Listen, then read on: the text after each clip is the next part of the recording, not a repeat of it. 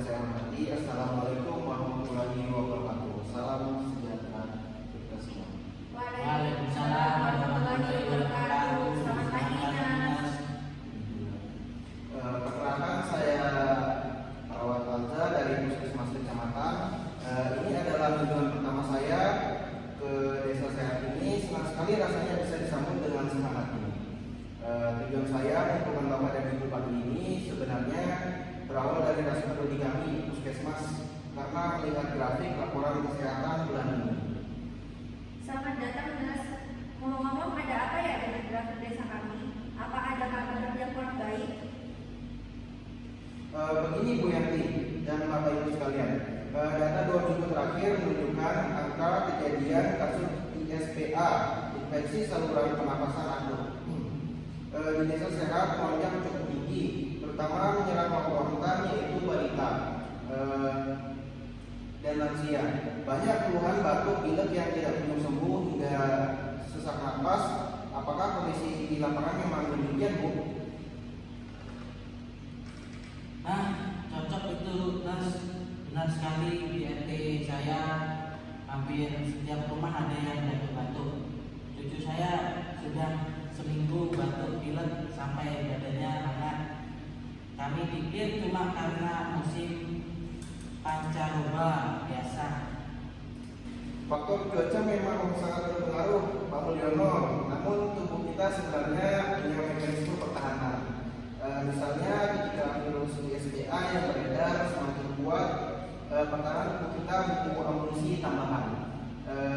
Itulah mengapa sejalan dengan pendidikan pemerintah dan Kementerian Kesehatan saat ini kita digalakkan untuk melakukan vaksinasi booster atau imunisasi lanjutan khusus penyakit pernapasan agar wabah ISPA di desa ini tidak semakin memburuk.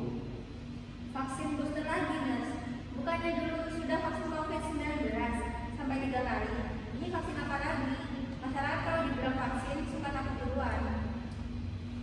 Saya sangat mengerti kekhawatiran Ibu Yanti dan warga. Betul, istilah booster memang menjadi akrab gara-gara COVID ya. Tapi booster yang saya maksud hari ini bukan vaksin COVID, melainkan penguatan 3 jenis vaksin dasar pernapasan, yaitu vaksin influenza itu untuk mencegah virus flu berat yang sering menjadi pintu gerbang masuknya infeksi paru-paru. Sangat disarankan datang secara berkala. Selanjutnya ada vaksin PEV, Premium Conjunctive Vaksin. Ini adalah vaksin penyegah bakteri. Pneumococcus bakteri ini adalah dalam utama penyakit pneumonia atau yang awam kita sebut paru-paru basah. Yang ketiga ada vaksin DPT, HB, HIV. Ini khususnya untuk balita kita selain mencegah difteri, batuk berlebihan, pertusis dan tetanus. Di dalamnya ada komponen HIV yang sangat ampuh mencegah radang, paru-paru berat dan radang selaput otak pada anak. Waduh, banyak juga ya, Nas. Kalau anak atau kitanya disuntik itu sebenarnya manfaat pastinya apa?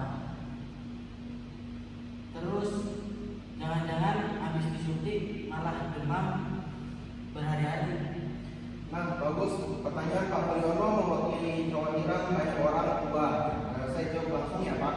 Manfaat pertama, ibarat mengisi ulang baterai vaksin yang kita untuk anak-anak kita terima waktu bayi. Kuatannya pertahanan menurun seiring bertambahnya usia. Booster ini bertugas mencegah kembali sel kekebalan tubuh agar siap bertempur lagi. Selanjutnya ada manfaat kedua, itu mencegah keparahan otak yang sudah divaksin booster. Kalaupun nanti kita tertular ISPA dan dari sekolah atau pasar, gejalanya akan jauh lebih ringan, tidak akan sampai sesak, napas berat atau masuk ruang gawat darurat. Selanjutnya ada manfaat yang ketiga, membentuk benteng desa. Kalau 80% warga desa saya ini sudah divaksin, virus akan mati kucing, tidak bisa melompat dari satu rumah ke rumah lain. Selanjutnya efeknya bayi baru lahir dan kakek nenek yang kondisinya terlalu lemah untuk disuntik akan ikut terlindungi oleh benteng tubuh Bapak Ibu semua. Oh, begitu sistem kerjanya. Pertanyaannya, di mana warga kami bisa mendapatkan vaksin itu dan bayar berapa?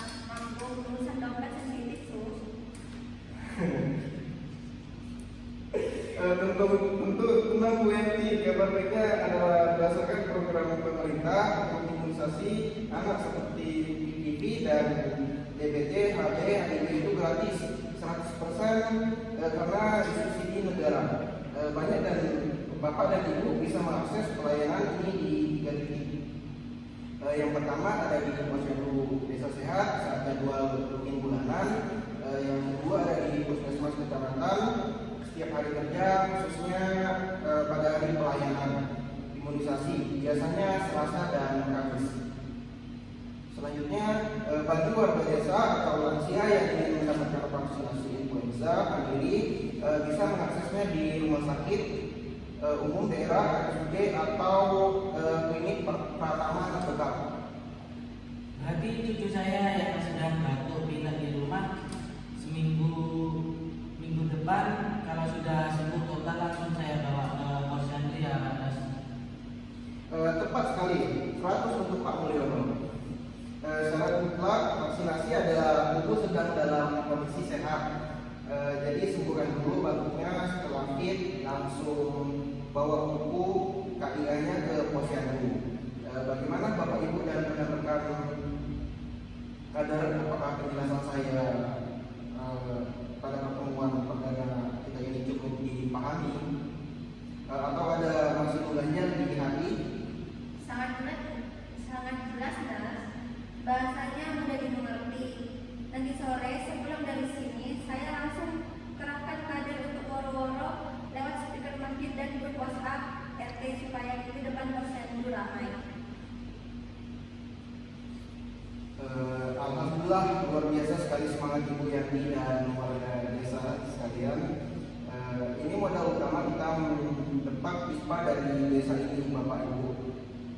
Karena ini kunjungan pertama, minggu depan saya akan datang lagi langsung ke Posyandu untuk memantau pelaksanaan bersama ibu-ibu kader. Terima kasih banyak atas waktu dan sambutan. Hangatnya saya undur diri kembali ke Puskesmas. Wabillahi taufiq wal hidayah. Wassalamualaikum warahmatullahi wabarakatuh. Waalaikumsalam warahmatullahi wabarakatuh.